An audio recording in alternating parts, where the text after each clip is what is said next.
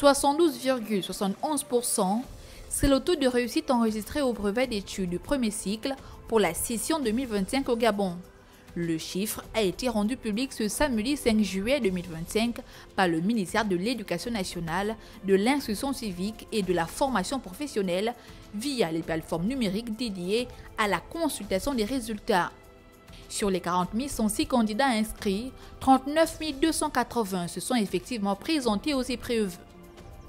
Parmi eux, 28 560 élèves ont été déclarés admis, portant le taux national de réussite à 72,71%.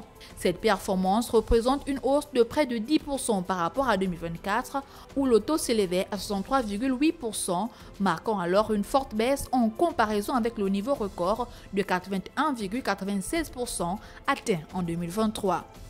La session 2025 apparaît donc comme celle du redressement après une année marquée par de nombreuses difficultés. Cette amélioration s'explique notamment par le renforcement de l'encadrement pédagogique, la dématérialisation partielle du processus d'examen et une plus grande mobilisation des acteurs éducatifs sur le terrain. Le nombre de lauréats en témoigne, il est passé de 22 691 en 2024 à 28 660 cette année, soit près de 6 000 élèves de plus. Une progression significative, porteuse d'espoir pour l'ensemble du système éducatif. Selon la ministre de l'Éducation nationale, Camilla Doutoum-Leclerc, ce résultat traduit la mobilisation des enseignants, des élèves et de leurs familles dans un contexte éducatif toujours exigeant.